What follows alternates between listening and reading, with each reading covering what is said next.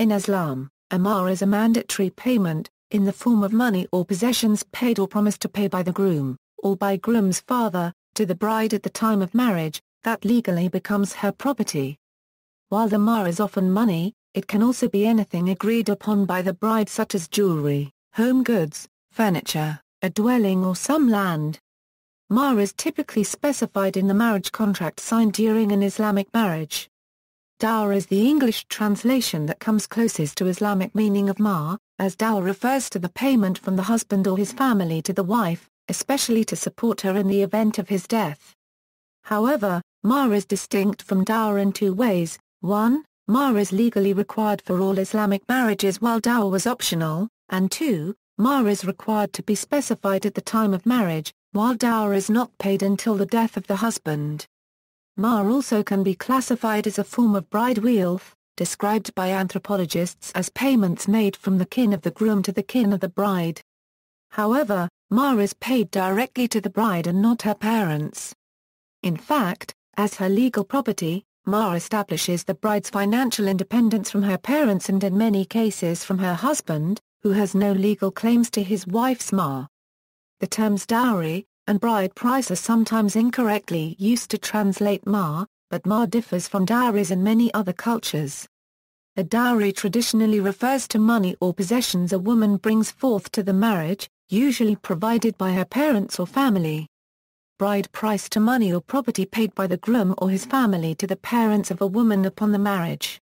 In the event the marriage contract does not contain an exact, specified mahr, the husband must still pay the wife an equitable sum. The requirement of a mahr is mentioned several times in the Quran and Hadith. The mahr is often paid to the bride in parts. The mahr amount given to the bride at the signing of the marriage contract is called a muwajjal or mu'adam, and the portion that is promised but deferred is called a muwajjal or mu'akkha.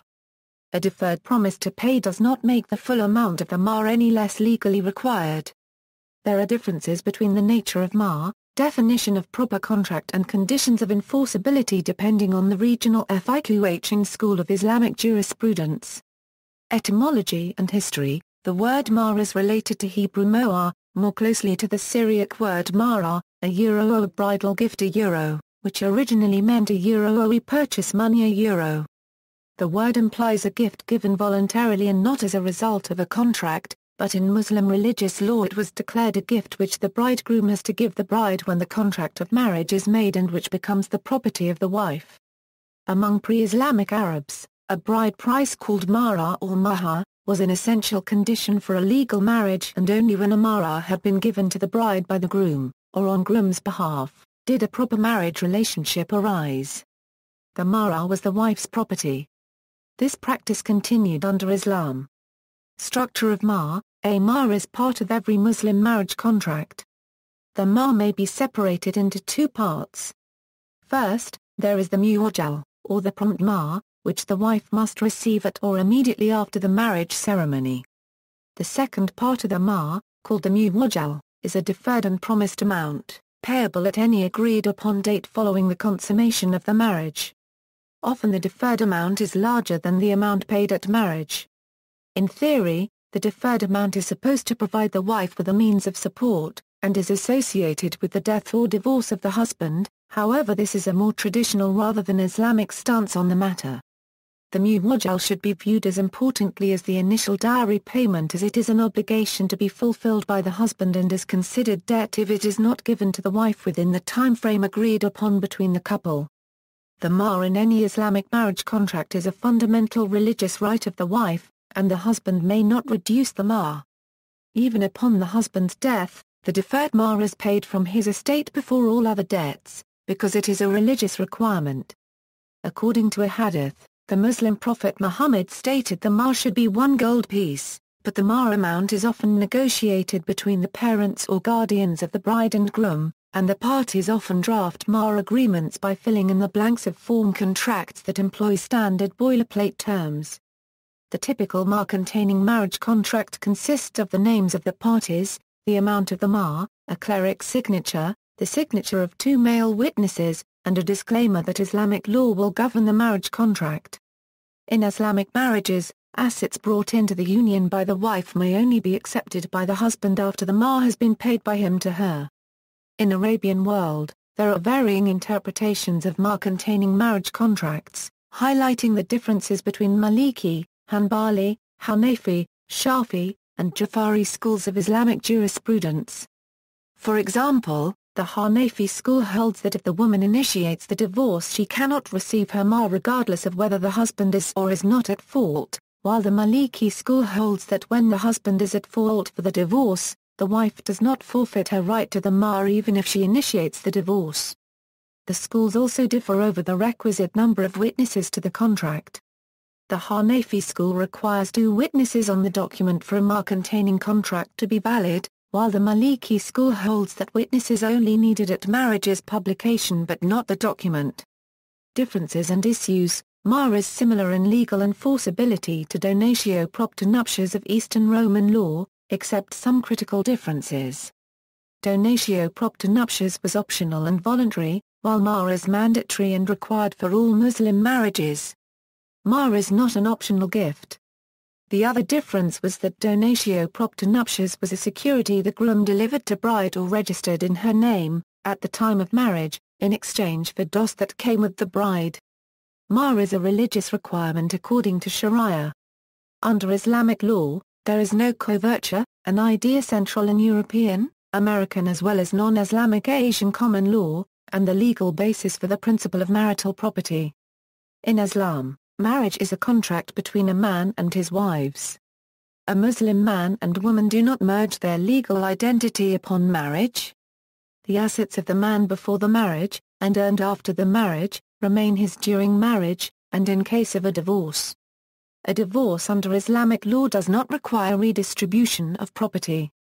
Rather, each spouse walks away from the marriage with his or her individual property. Divorcing Muslim women who did not work outside their home after marriage, except for the deferred mahr, are left with little or no claim on the collective wealth of the couple.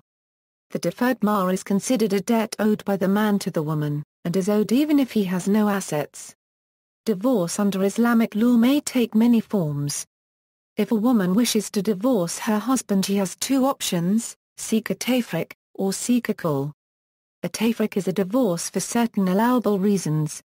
This divorce is granted by a qadi, a religious judge, in cases where the qadi accepts her claims of abuse or abandonment.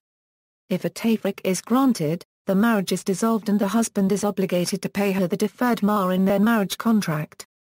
The second method, by far more common in wife-initiated divorces, khul is a divorce without cause, by mutual consent. This divorce requires a husband's consent and it must be supported by consideration that passes from the wife to the husband. Often, this consideration almost always consists of the wife relinquishing her claim to the deferred mahr. In contrast to allowable methods of divorce to a woman, a husband may unilaterally divorce his wife, as talaq, with no requirement to show cause, nor is there any intervention by a qadi. However, upon talaq, the husband must pay the wife her deferred mahr. Western courts have treated mahr provisions in a manner similar to premarital contracts. However, in many cases the courts have considered the validity of the marriage contract in cases such as where proper disclosures were not made at the time of marriage, the bride and groom did not separately consent without duress, and in case the bride or both spouses entered into a child marriage prior to a legal age of consent. References in Islamic texts. The Encyclopedia of Islam's entry on mahr states, according to a tradition in Bukhari, the mahr is an essential condition for the legality of the marriage, every marriage without mahr is null and void. According to Islamic teachings in the Hadith, mahr is the amount to be paid by the groom to the bride at the time of marriage, some of which may be delayed according to what is agreed upon by the spouses. The mahr is for her to spend as she wishes. It can be cash, jewelry or any other valuable gift. In some cases, per Bukhari, even an iron ring can be mahr. Shura 4.4, 4.19, 4.20, 4.24, 60.10 and 60.11 of Quran require a groom to give a dower to a bride. Modern purposes In 2003, Rubaiyah Media published an article in which the culture of mahr among Muslims was thoroughly reviewed. Mahr as a means of sustenance in case of a sudden death, divorce or other emergency. See also, Women and Islam, Islamic marital jurisprudence, dowry, Dower. References. External links.